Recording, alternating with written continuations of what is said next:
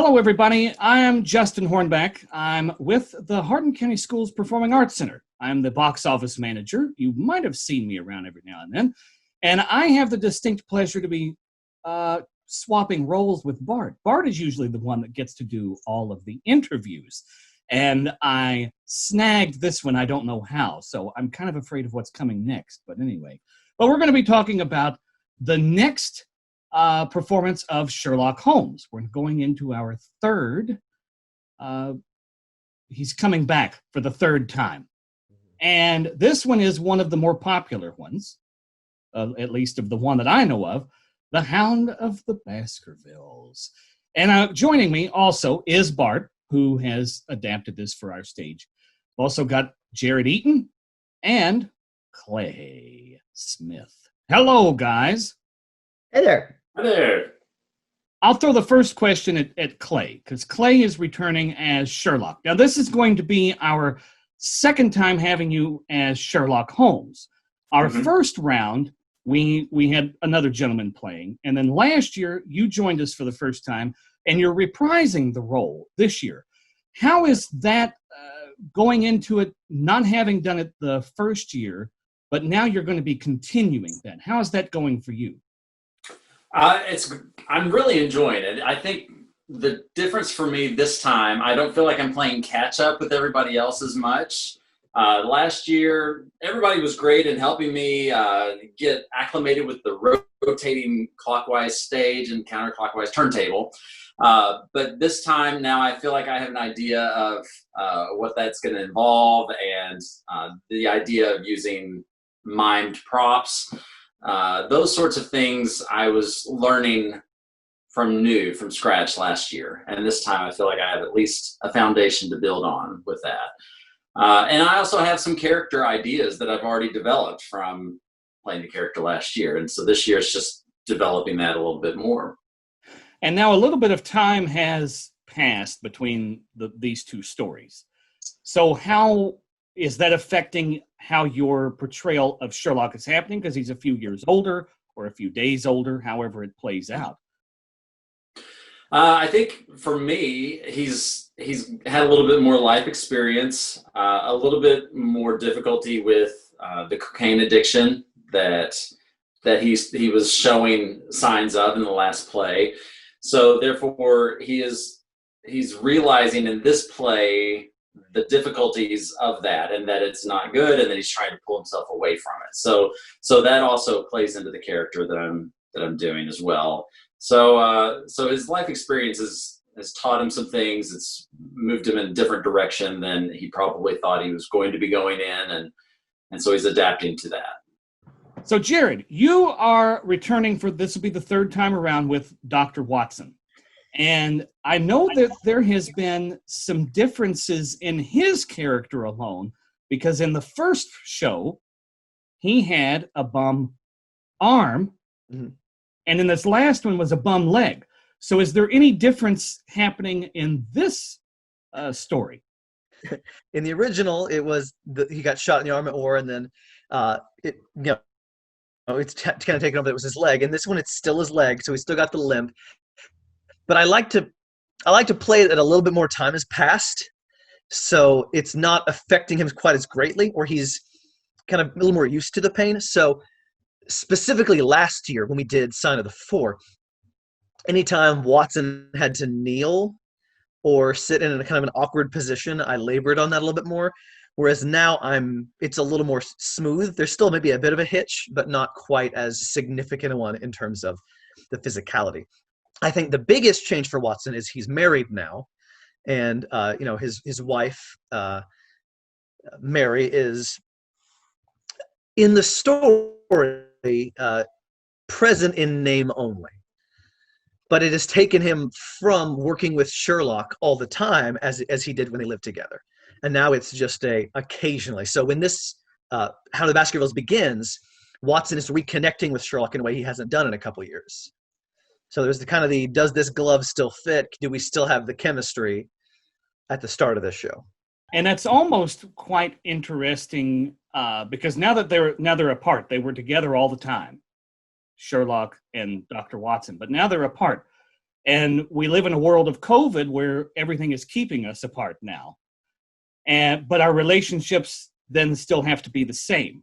So how is this show different from the previous two for Dr. Watson, other than just not living together with Sherlock Holmes? I mean, this show is almost nothing like the previous two for Watson. Because in the previous two, Watson was the dog at his master's side. Sherlock would say, we're going here, and Watson would say, yes, we're going there. Yes, sir. And then, like, I imagine with his little notepad just trying to keep up from point A to B to C to D and D, and never actually keeping up, just being next to Sherlock. And so at the end of each of those shows, there's this beautiful scene where Sherlock goes to Watson and says, all right, Watson, here are all the things you didn't see. Let me explain my reasoning from A to B to C to D to E. And Watson's like, oh, that makes sense. In this one, almost immediately, Sherlock says, all right, Watson, good luck. We're all counting on you. And just sends Watson to go, at least to Watson's mind, do the investigating.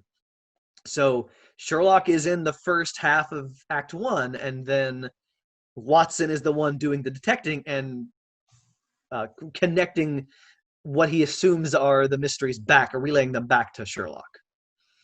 So there's a lot more of Watson like, Sherlock, here's what I saw, here's what I noticed, here's what I think is going on, as opposed to him just being, yes, I agree. Sherlock is very smart. And Bart, now, as adapting this for the stage, I know it's been a little bit of a challenge because we're not sure how that's going to look come January. Because like Clay had mentioned earlier, we have the round table that just keeps turning. And that's pretty much what life is like right now, too. So how have you been adapting this performance for the state that we are in? And has that affected anything that's been going on with the staging? We have limited, from my point of adaptation to now staging it, I've limited the amount of personal contact between the characters on stage.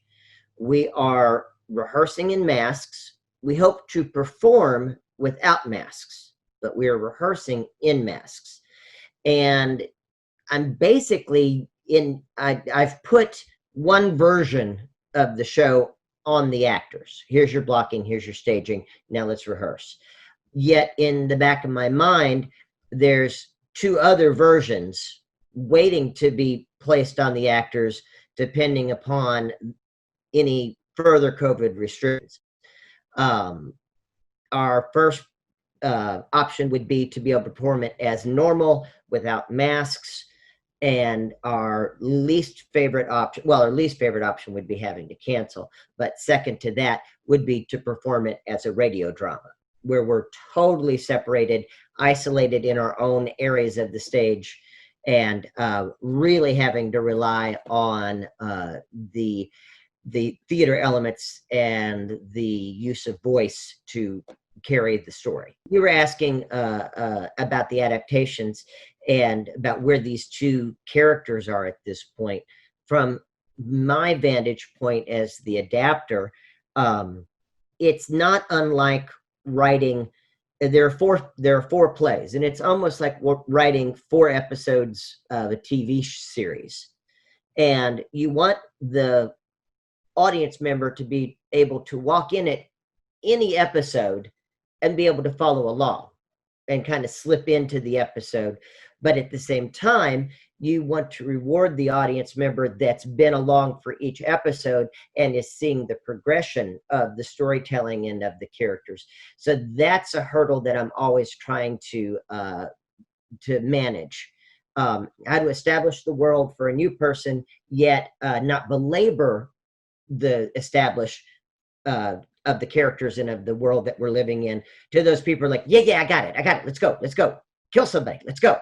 In addition to that, we've really, over the course of the last 2 plays, I've brought these 2 characters to a crossroads that culminates in this episode, this play, where Watson has returned from the war. Watson has gained confidence. Watson has married and has left Holmes. Holmes has developed his business. Holmes is also dealing with a drug habit, and both of those worlds kind of collide in this episode, and we see a confrontation between these two characters that we haven't seen before. We all have friendships, and friendships, true friendships, have their peaks and valleys. And this episode is a valley for these two characters that they have to climb out of to get to the other side. And what ends up at the end of the show is a stronger, deepening bond between these two gentlemen, I think. What do you guys think? I agree, personally. I especially like toward the end of the show, the scene between Watson and Holmes, where the issue of the drug habit is brought up, and Watson gives his full support to Holmes. And of course, Holmes is a little uncomfortable in the beginnings of that moment, but he warms up. He wants that, but he's uncomfortable with being vulnerable in a way, and comes around to being able to accept that and kind of relate to Watson in a different sort of way in that. There are also some moments in this where Holmes praises Watson in a ways that Watson is unprepared for. So even though Watson is investigating this on his own, or so it seems, Sherlock is very present, and at one point makes in time known how useful Watson's limited detective skills have still given Sherlock what he needs to do what Sherlock does, and then praising Watson's abilities as well. And leading to, at the end, Watson, as Bart mentioned, having the confidence to kind of confront Sherlock and his addiction in a way where Sherlock is kind of finally taking notice of some of the negatives that he is suffering from that addiction. Yeah, I think there's always been with Holmes through these stories an appreciation for Watson that he hasn't necessarily divulged to Watson. I think Watson's always been of benefit, but I don't think he's been open enough to share that until moments of this one. So they both, I don't think that people will walk in and go, oh, wow, they've really changed who these two men are. No, I think it's a natural progression of their development as characters. With the progression, since you are getting to reprise the role, do you feel that it has better prepared you to come back for this change? And the same question for Jared, too. If you're just walking in, I mean, having had the basis, I know makes it a lot easier since you've already been portraying this. For me, absolutely it has. I think when you think about character arcs and development of a character, within the Sign of Four, Holmes had a character arc even within that, but then there's an even larger overarching character arc, and so this is just continuing that, and so it's nice to have that previous development of a character to kind of build on and move into building the larger character arc for this. I feel like if you watch Watson's arc over the three, in the first one, it's very much let me tell you all the things Sherlock is doing. And that was essentially my role in the first one, was relaying what Sherlock was doing, where we went, and just essentially just giving an account. And then in the second one, it was still that, but you have in a conduit with that, you have Watson falling in love. And so Watson does have a little bit of personal momentum in that second one, in addition to being like, and then Sherlock and I went here, and then I went here. But you also get him veering off on his own a little bit and having some personal goals. And then in this one, you have Watson doing his best to do what Sherlock does. So let me tell you what I've deduced. Let me tell you what I'm seeing. Let me tell you what I think is going on with these people and who we can trust and who we can't. And so I think you very much over the three can see Watson's personal growth and responsibility and confidence growing. And with this, I also see it in the investigative format, Holmes taking on a very mentor-like position with Watson, whereas before it was this is what I do, follow along. And now he's sort of turning the reins over in small areas to Watson to kind of do his own thing and then report back. And then he kind of shows him how it helped and things that he needed to do maybe a little better or something. And it's such a rarity to be able to play the same character over the course of 3 different plays. You know, you think about it in television, like we're talking in episodic television, of course there's a development of the character if you play it over 13, 14 episodes, but that's just not a common occurrence in staged drama. Yeah, I've played a couple characters more than once, but in the same show. Like I've done this show and then I've done it again years later, whereas this, I'm playing this character and now I'm playing this character doing this, I'm playing this character doing that, and it's a very unique experience. And there's a lot of ownership that goes into that too, because it's and teamwork, because you're also the 3 of you are on the same team. It's the same writer, the same adapter. It's this, based from the same story that you read when you were a kid, and then you're playing the same character as well. And yeah, and then as a viewer, it's getting to see that difference.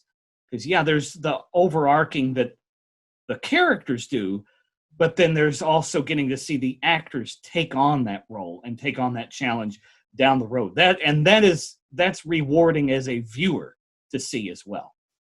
I hope people feel like they're not just coming to see a show. I hope they feel like they're coming back to these characters. Yeah. I would point out the fact that the cast for this year is very different than previous years. And so we've got, Clay and I have a bit of an elder statesman role in terms of we've done this before. And so there's a lot of, I'm used to working with the group and everyone knows the turntable, everyone knows the circle, everyone knows what Baker Street looks like, everyone knows entrances and exits, and that's just how we do it. And now there's a lot of, we got a bunch of new people who are joining us on this journey and kind of learning this. And so we kind of get to, Clay mentioned the word mentor earlier, and that's Sherlock to Watson, but it's also Clay and Jared to the other performers who are doing a great job picking this up. I'm now joined by the remainder of the Sherlock Holmes cast. With us is Blake Cox, Hello. Grace Pete, Abby Brown, Daniel Bannister, Hello.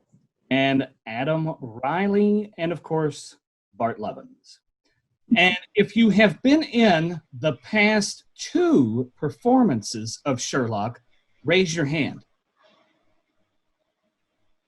Grace is the only one. But Grace, you're taking a different turn, and you're being on the stage this time, correct? Yes, on instead of behind. That's fun. So you've taken from and you've worked the past 2 2 shows of Sherlock, the past 2 years, backstage by helping make sure everything runs smoothly, and now you're on stage. So how has that transition been for you? It's different. Well, I have a lot more to memorize now. The last 2 years, I've gotten to keep my book in front of me and look to it as often as I would like to. And things change often during the process, so having the thing to look at was helpful. So it's been a lot more on my toes work, which has been very fun. It's been a challenge, but it's been really exciting to work on. Plus, the rest of the cast has been extremely supportive in helping that transition, so it's been a lot of fun so far. I will be Eliza, and that's my only human character role, but I will also help Blake as the Hound. And I will be mainly portraying Dr. James Mortimer, and I will also be playing Selden, a murderer, and the other half of the Hound. Grace is definitely the better half of the Hound. So Abby, Yes. what role are you playing? I play 3. I am the maiden, and I play Beryl Stapleton, which is the main one, but then I also play a painting of Elizabeth Baskerville. Who are you Hugo not playing? Baskerville in a flashback, a driver, a waiter, for the majority Jack Stapleton, and a painting of Hugo Baskerville, and then I'm a voice at some point. I get a lot of quick changes. It's fun. It's great. I am Henry Baskerville. I'm playing him. I'll throw a question at Bart then. Okay. How has this, I mean, we talked about Grace already. Now you've got 4 other people who have joined the cast that were not with you previously. Has there been a transition period in that of any kind, or how has that been? Well, I think the people that are new to this have been very open to me saying things. And then you're going to stand here and the stage is going to revolve. And by the time you finish your line, you're going to be there. And they go, okay. They've been very, very gullible. I mean, very understanding and ready to go with the flow of things. If there's one thing I've learned over the past couple of years of doing this and talking about working with the turntable is it actually takes less explanation than you think it is. Usually it's just, this will make sense once we get the turntable. And if you just leave it at that, they'll go along. If you try to explain why it works and how it works, it's too much learning how the donuts are made, and it gets more confusing than it really needs to be. So they're very trusting. They're very trusting of the process and of what we're doing. And have you all seen past the 1 or 2 of the past productions? You kind of have, I think having seen it, I think would help a lot as well. Is there a difference in a relationship being able to work with a director who is also the adapter of the performance? Well, I know one good thing about it is one scene in particular, which will go unnamed, but we know which one it is. We've had to rewrite it a bit because once we get into the weeds in it, we're like, this is a bit long-winded, and something else you might be worried about. Well, if they were to see this, then they might be against it. But he's like, I made this error. I don't like how this is. I'm going to change it. And we say, we don't have the clout to say that it's not working, so we'll go with you on it. And now it works better. Clout. You do have that clout. Daniel's been really helpful for me going, I don't think somebody from America would say this way. And we go, well, I think you're right. Let's rework that. I will say the writing is very specific, but it's not like we aren't given liberty with the text and to not put our own spin, but take it in a different direction. Now, Grace, you've been, again, working behind the scenes and then getting to be on the front end of it. Now you're taking notes on being directed as well. How has that process been with you to be able to put those two things together but now be on stage with the rest of the cast? It's easy to write the words down. It's easy to go, well, Bart said do it this way, without having to interpret what that means. And now that he's telling me, oh no, I want you to do it this way, using references that I might not get, or that I do know, but I take a different way because I've perceived the reference in my own interpretation. The fact that now I hear the same sort of directions that I've been hearing him give, but have to figure out how that applies to a character I'm trying to bring to life is, it's definitely tricky. And like you said, there's a lot of camaraderie on stage. So when Bart tells me to go bigger with something or to go smaller with something, specifically, there's a scene I'm in with Daniel where prior to that, we have a very professional relationship. And then I'm allowed to be a little irritated with him. And I was still taking it at a very professional, distanced, quiet, and Bart let me know that I could go a little bigger with it, which Daniel responded to. And it was a great, banter way to sort of play off of the two in the interaction. And Jared is also there. He sort of stood back and watched. So yeah, it's been a challenge to now take the words that I put on a page and apply them to a life I'm trying to create. But it's been a really fun challenge that I'm being given that adequate support to do, both from Bart explaining things when I haven't gotten them, and from the people around me willing to sort of work with me until I figure out how to take that direction and apply it to a character. How important is it to you that this story be told? Honestly, I think it's more of a people need something. They need some kind of escape, and we always turn to the arts and media and all that for that escape. You know, you've watched movies and shows and all that in quarantine, and this is just another thing. And it's also very cathartic for us, I think, as actors, because one, this is the first human contact I've had in a few months. So just being able to be back in that home, because that's what it is for a lot of us. It's a home. It's healing and it's needed, because just being back with the people that you consider a family and that you trust and that you're comfortable with, and you get to do what you love. It's just like just walking in that first rehearsal, even though we weren't on the stage yet, we were just in the little chorus room. It was just like, we're back. We're back in some capacity. It's just good to be back however we can be back. I think to be, as you might know, Holly and I try and do this year round. We try and act professionally year round. So obviously it's been hard to not have those opportunities and those outlets. And I think there's just something so about theater it's about being around other people. It's just about human interaction. And I think Sherlock Holmes, like in this terms of escape, he's this person that we can put kind of on a pedestal that exists beyond and above this. I know that I really enjoy screaming my head off at one point, and that's very cathartic for me. Because I can't really do that in my apartment because I have neighbors, but in a theater with my friends, I can just go for it. It's great. I would consider myself rather biased. I was extremely, extremely honored the first year when Bart asked if I would be the production manager.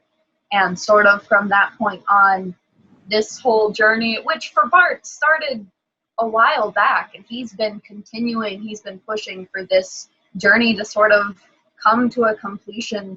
And I've been so blessed to sort of jump on board in the middle of it and be invited back to continue as each chapter unfolds, sort of thing. So for me, yes, I would push for this to be performed over Zoom if that was the only thing left, because it's so important to me personally. I've had the good fortune to pretty much be in shows back to back over the last few years, just because, not even because I'm going out for things, but something will pop up or someone will drop out. And then it all just stopped dead in March. I was in the middle of one, and then like we just all went radio silence, and all I had was work. And then I was suddenly trying to get my anxiety and everything under control. And I'm like, oh, it's because I haven't had that staple going on in my life. And then this popped up, and Bart emailed me, and I thought, okay, I doubt I'll have a chance getting in that. And then I got in, and then like Abby said, as soon as we got back in there, I was like, I don't care that I have to wear a mask, that we might have to wear gloves, and we can't touch each other during the show or anything. Like there's some semblance of it there. And it's like, that's enough in these times to really tide people over. What's it like, because you've been creating this and laboring over these, and to have the actors behind you that are helping the gears move forward? Because while you could continue writing and working on the script, it can't really see the light of day unless it gets to be performed. Right. So what is that like for you? Well, again, it's what we were just saying. It's part of the process, the writing process, the adapting it per se. What works in a book on the printed page does not always work when you put it on its feet and through the mouths of actors and through and an action that I see in my head doesn't always. 9 times out of 10, most things that I find that I write, I have overwritten, and that the visuals are stronger if I cut some of the words out. And the scene Adam mentioned earlier is definitely one of those things where it's like, there's too many words. I can tell this story visually much more vividly rather than trying to explain this part of the story to them.